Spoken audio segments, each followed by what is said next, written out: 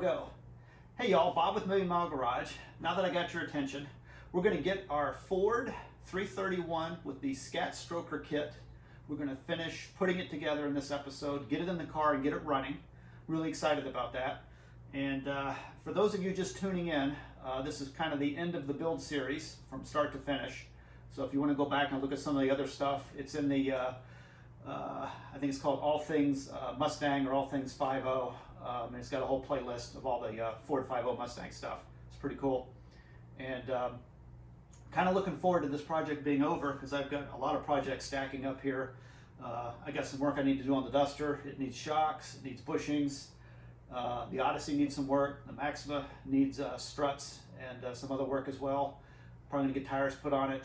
I got a lot of projects that have kind of stacked up. So really looking forward to this. You guys sit back, enjoy. Hey, and I'll show you just a couple of maybe 9 seconds worth of clips, just to bring you up to speed if you're watching for the first time and kind of show you start to finish and kind of bring you up to speed where we're at with the project before we wrap it up in this video. Always a court low.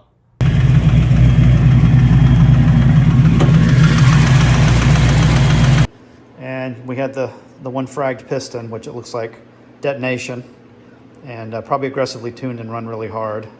Other side looks okay, which I know wasn't a clearance problem. So I've decided, the heck with it. We're gonna go for it and try to hone this damage out. Maybe we'll get lucky and get most of it out. I doubt it, but at this point I got nothing to lose. I'm not sure what I'm gonna do to find a machine shop around here. So I'm just gonna try to clean this up with like a 220 grit stone, see what happens.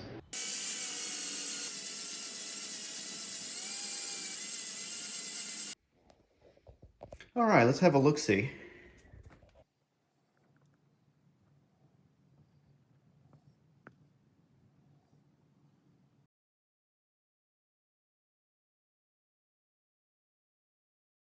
We got the rotating kit. We're pretty much getting it ready to put in the block, which we've reconditioned.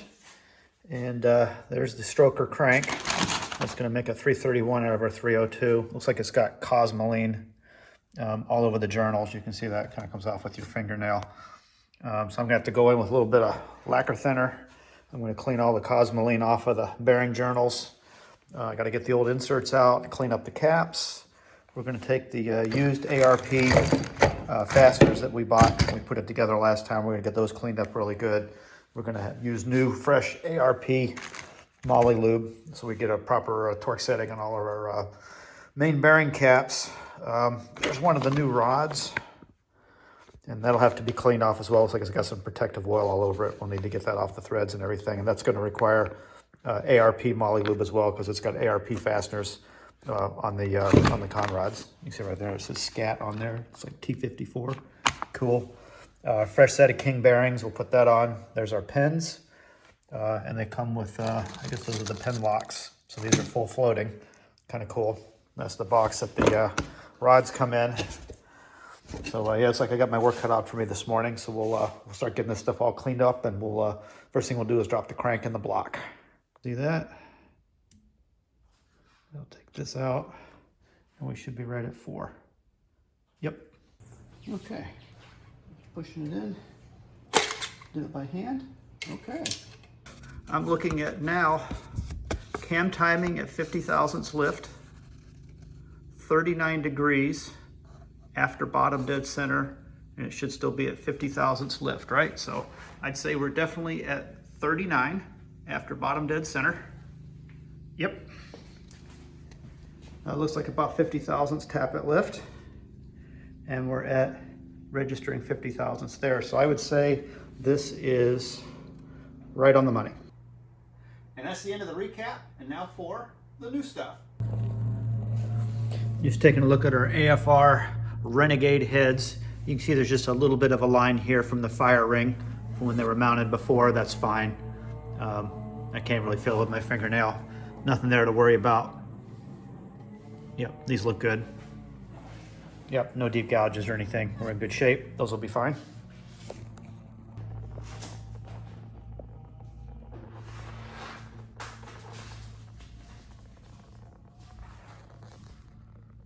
All right, Austin's dropping the head gasket on, and it's an 047 thick. I think that's a Felpro, right? Mm-hmm. And they do mark the Ford gaskets with a front on them, and that says front there because you want to be careful about which pair of holes you block. So you always, I guess, block the ones in the front there. So that looks good.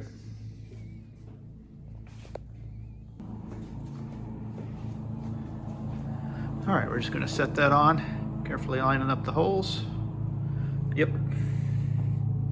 There we go.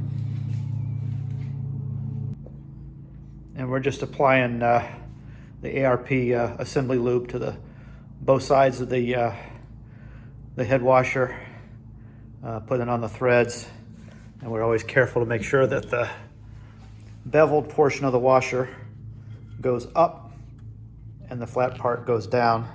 You don't want to reverse that because you can actually risk stressing the head on the bolt. It could actually cause it to fracture. So you always want the bevel part of the washer to face up. All right, we got one of our AFR Renegades ready. Austin's putting in all the fasteners. These are pretty generously sized ports. I think these are the 165cc, right? Mm-hmm. And you see they've got dual valve springs. Get in there and get a sneaky peeky. Yep, so you got some nice valve seals on there as well. Getting our ARP fasteners in. All right, so we'll start getting these heads torqued down. We're well on our way now to having this be a complete engine once again. We put a little thread sealant on the 5 lower shorter head bolts because on a Ford, all of these holes are open. They're not blind. They go into coolant, so we have to seal them.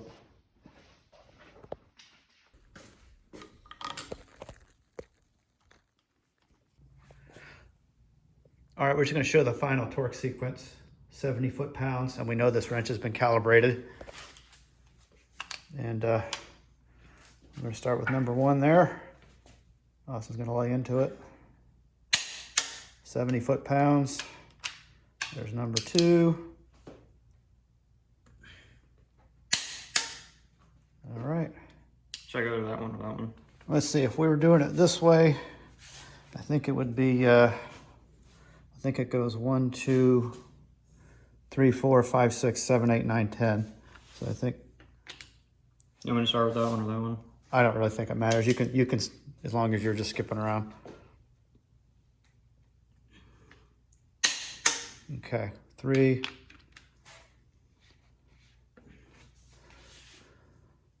4. Yeah, we'll call that 5.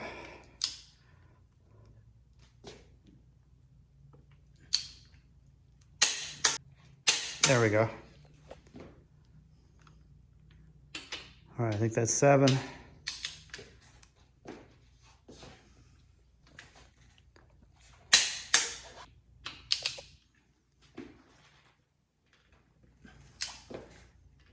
8, 9,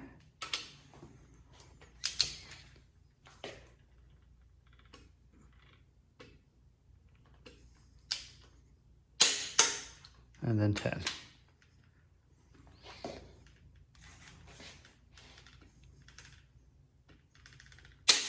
Okay, we did 70 foot-pounds on all of them, so we're good.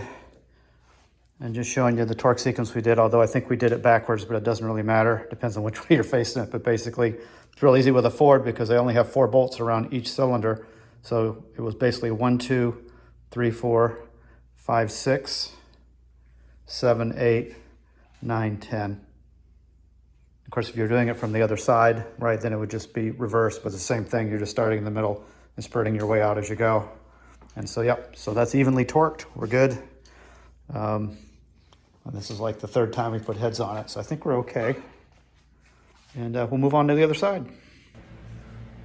Okay, Austin just prepped the other cylinder heads. These cylinder heads have like how many miles on them, Austin?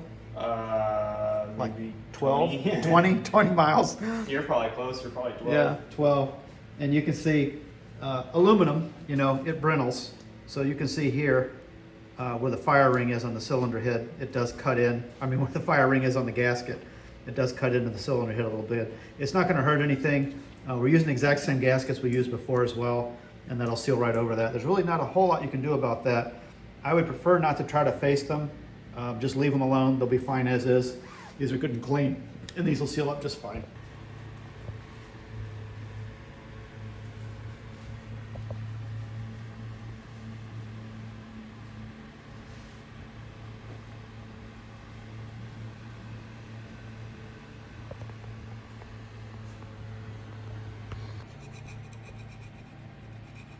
We're just going in and taking some remnants of the other head gasket off. I'm not sure it makes a whole lot of difference. It's just that, I don't know, lead or tin stuff that's on the gasket that kind of stays on the deck. But we'll, when we got the time to do it, we'll go ahead and scrape every last little bit off. It's just coming off just a little bit. Austin's got a good scraper there. It won't damage the deck. All right. Yeah, drop her in. There we go. We got the front side on the front. There we go. We're ready to drop the other cylinder head on. Cool. Good deal.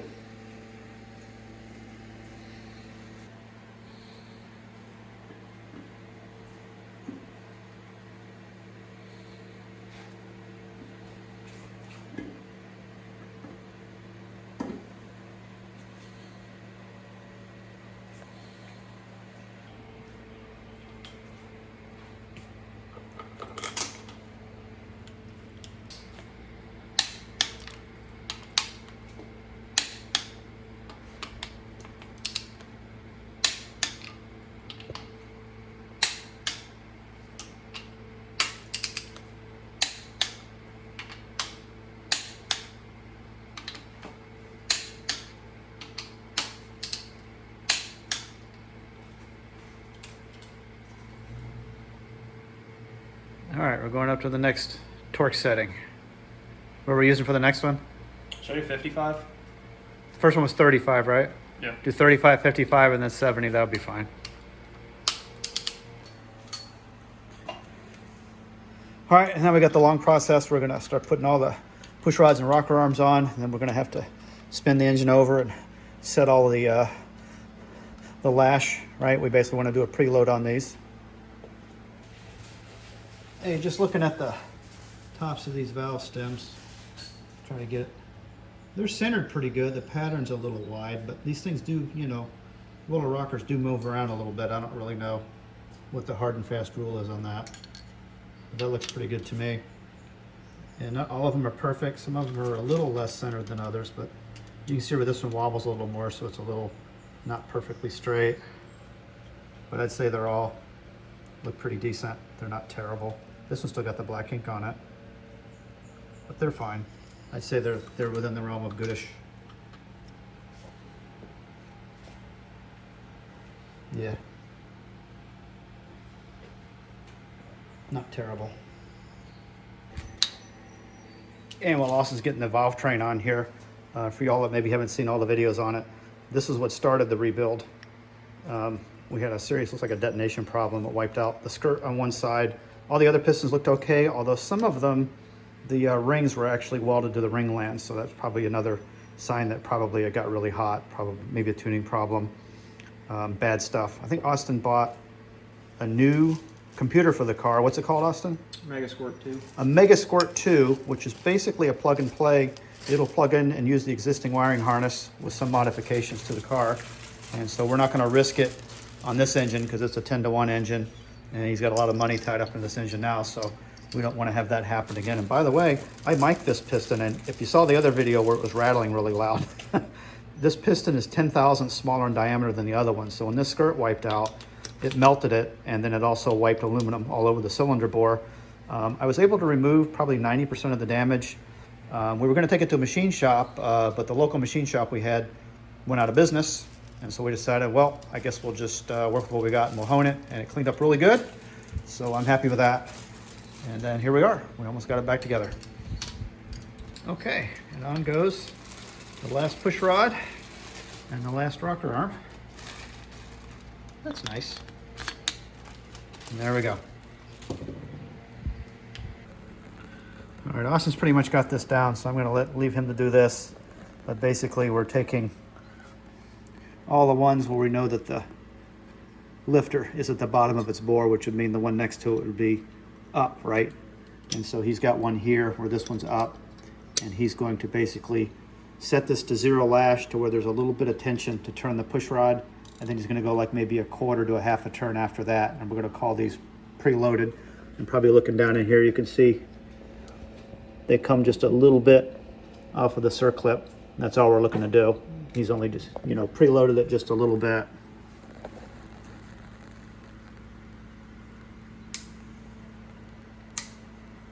And you want to have those good and snug, right, so they don't back off on the adjustment, that's all. Mm-hmm.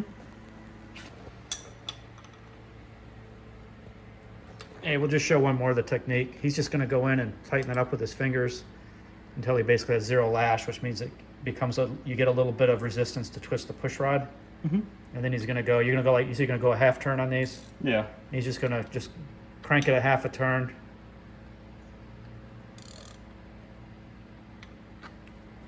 And then he's, you know, we've got the Allen key that has to go in there, and he's going to snug that up with that. And then once he snugs it up by hand right there, then he's going to take the wrench and just move it just a little bit more. And that's to make sure that it can't loosen and lose the adjustment. So now we know we've got these preloaded. I don't know how well the lighting is right here. I can try and show y'all. And I can tell he's probably, you come around and look at it just right. All it's doing is just moving this plunger down just a little bit off of the circlip, just so it's preloaded. I'm looking at the wrong one. Here we go. This one right here. You can come in here, you can see the plunger has moved away from the circlip just a little bit, probably like, you know, 10 or 20 thousandths of an inch. They just need to be preloaded a little bit so that they don't clack. All right, we're going to start rolling over. The idea is we want to have the ones we haven't adjusted yet. We want those moving down, right? Yeah, yes. As the other one coming up. Yep, that one's rising. Okay, so we know that lifter should not be on the base circle. I don't know how much higher we want that, but I feel pretty confident it's not on a ramp. It's on the base circle of the cam, and that way we get an accurate preload on the lifter. And then any of the other ones where that did the same thing as well, where they're loose, like this one right here, you can see that one's coming up. That's probably on the base circle as well.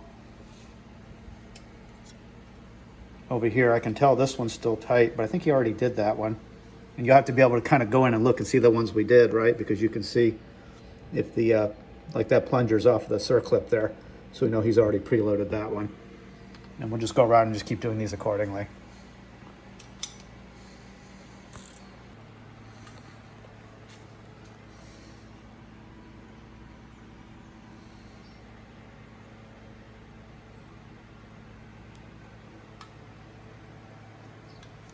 All right, then he's just going to come in and move this the equivalent of half a turn. And he's just going to push that plunger down 10 or 20 thousandths off the circlip. And he's going to go in with this Allen key. And then once he's got that snug, he's going to go like maybe a quarter turn. Just going to snug it, just not even that, like an eighth of a turn. And that's just so you know you've locked that adjustment in, so you don't have to worry about this backing off and losing your adjustment. Hey y'all, just because I'm a glutton for punishment, while Austin is still sleeping, I was going to change out the seal on this timing cover, and I tell you what, these really come out hard on these cast aluminum Fords. I just didn't want to break it. I've just about got it. See, she's coming out. Holy moly. Wow. Man, those come out hard. Jeez. Wow. It didn't have a lot of miles on it, but I figured while it's apart, it's a whole lot easier to put in a new one that's nice and soft and supple. All right, we'll get that one hammered in, and hopefully by then he'll be up, and we're going to get this cover on, along with the oil pan, intake, remain seal, flywheel. All right. Sure. Oh yeah.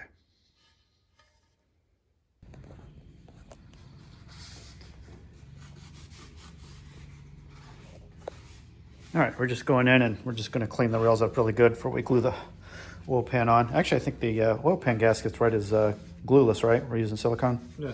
You just put a little bit there and there. Yeah, I'll make sure this got cleaned out really good this morning. So when we put a bead in there, it'll stick.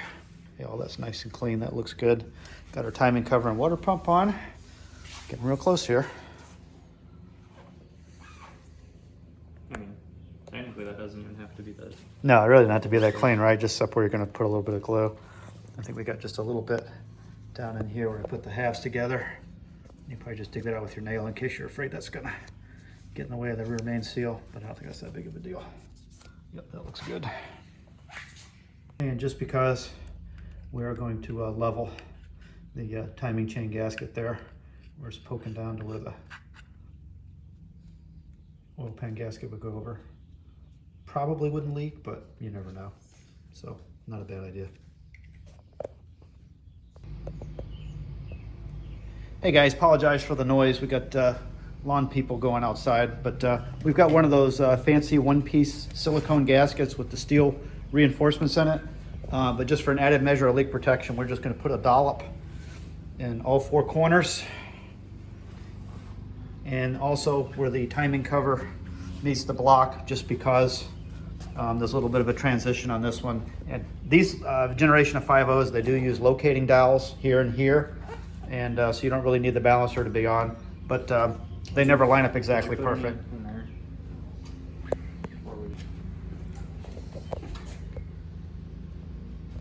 Yep, looks like too much. Perfect. Oh yeah. And it's smooshing out there too. That's not gonna hurt anything. Austin's got the pan going on. And then we'll see this is, that transition area will be just fine too.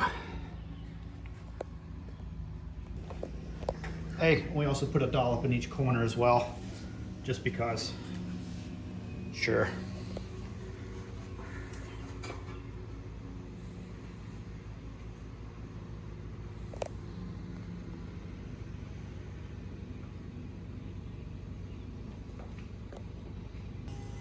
All right, just for posterity, you can see it smooshing out way too much. Perfect.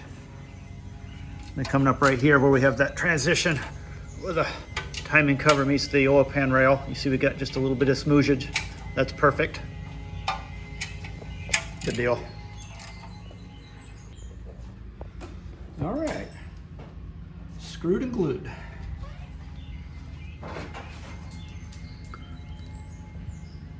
Yep, that looks good. Yep, looks nice. In our transition area. Yep, perfect.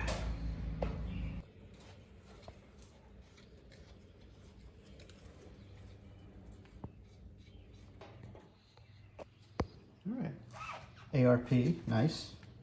Oh, it's marked. Driver's side, front. Sure.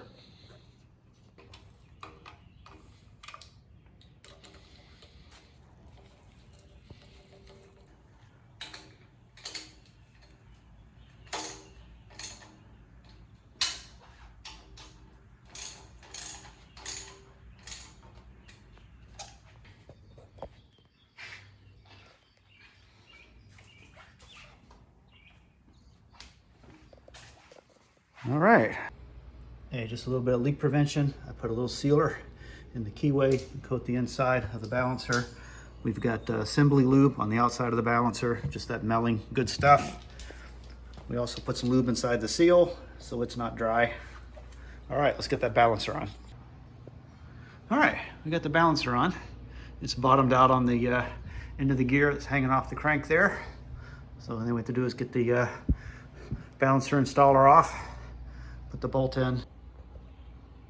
There we go. We got just a little bit of sealer that schmoozed out around the snout. See the gray right there? And then you can't really see down into the keyway, but I say it's a pretty good indication that there's a pretty even distribution of sealer there. Just a little insurance not to leak. Probably wouldn't, but it doesn't hurt to do it.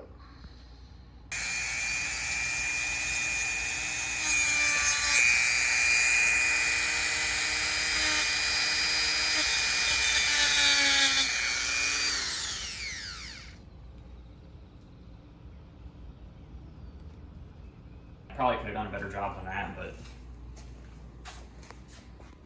Oh, that looks fine. technically doesn't the gasket sit more like that anyways? Yep. Oh, so I actually got that perfect. Yep. Cool.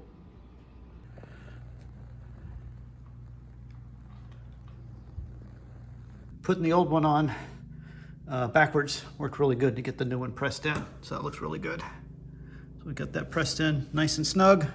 I don't think we'll have any issues there. Cool.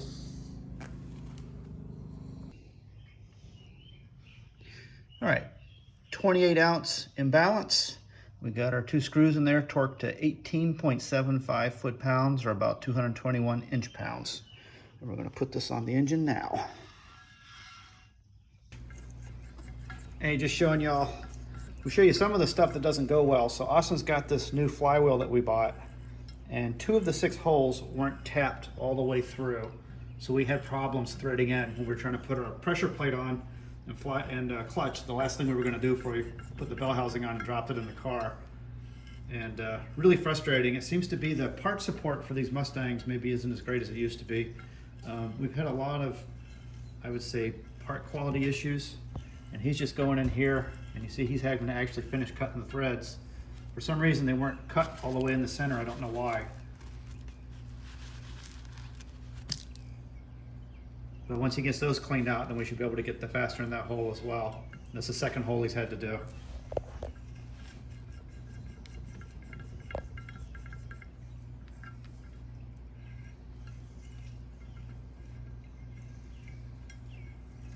And move around to the back to show what we did here. We just figured it would be smarter to start it from the rear since we don't have to work with a blind hole. This way we can go all the way through. And then if we booger it up a little bit in the back, we don't screw up the threads for the fastener to go into. So we're just poking it out through the front. So we decided to go ahead and just run them all because they all get a little tight when you start getting towards the center with the fasteners. And we were just talking about this. This is a billet flywheel made in USA, but of course they've got the flywheel teeth, you know, they bond that on later. I'm not exactly sure. It almost looks like it's pressed on. I don't see any weld marks. And what we're thinking is it's such a tight fit and it goes right over the screw holes. I think it's actually ovaled the holes. I think it probably actually squishes the flywheel a little bit, and I think that's the problem we're having. So the threads, the fasteners would thread in okay, but then when you would get down to where you were trying to tighten it up, when we were putting the pressure plate on, they'd go tight, and then it damaged the threads on the fasteners. It galled them. And I guess because it's billet, because this stuff is so hard, I guess it gave the threads on the fasteners a run for their money. So we got some new ARP fasteners that we're going to have them aired in, and they should be in tomorrow. We're going to try to get this thing together. We'd really like to take it to Cars and Coffee, but I don't think that's going to happen. But if we can at least get the engine in the car Saturday, I think we'll be doing good. So Austin's got his work cut out for him. I'm going to stop recording him so there's no pressure on him here. I think he's going to go ahead, and I think he's got 2 more he's going to do. All right, this is an SVE flywheel. We've already installed the pilot bearing, and we've tightened these fasteners to 75 foot-pounds and used some Loctite. And this came in the SVE flywheel box. It's actually in McLeod instructions. How about that?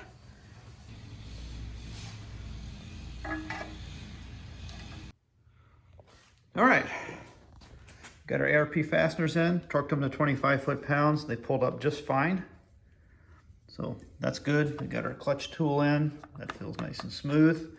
Put the bell housing on. There we go.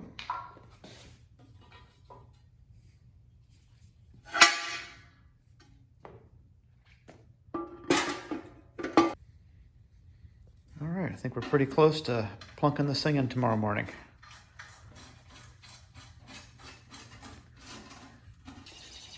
Hey y'all, we're not gonna waste a lot of time showing you dropping this in because I'm sure you guys have seen this a bazillion times, but since this is Million Mile Garage, we had to make some adjustments this morning. You see how far back the car is in the garage. As always, Alabama, we've got another storm coming, so we had to kind of improvise. And because this apparatus, I think, added like another 6 inches to height, we had by the hair of our chinny chin chin to get the engine in when we backed it up to line it up. But we're gonna get her in, no problems. It looks great. So yeah, we'll get her in. little tight back here. We might even use our load leveler here. We might just angle her down a scotch. I think it would have been a tall order to get this in with the transmission on it in this garage with the door open, that's for sure. Although actually we could have put the door down. If we had a bad storm, we actually could put the door down and finish like this. How about that?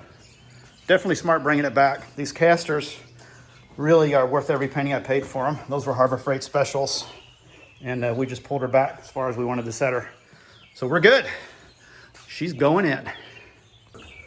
And in case you guys were wondering, yes, I did have the load leveler on backwards. So we did have to take the engine out and disconnect and reconnect because the handle was getting into the firewall. That's nice. Oh, wait, check this out. AC Delco. So I guess this makes this an LS swap. Cool.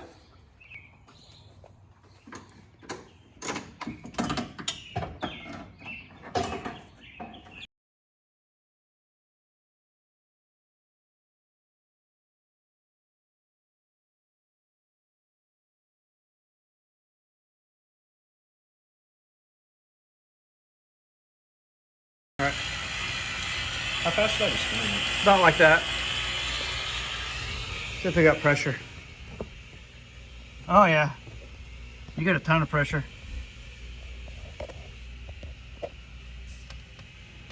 Shut it off for a second. Just watching it bleed down. Yep. Turn it on again.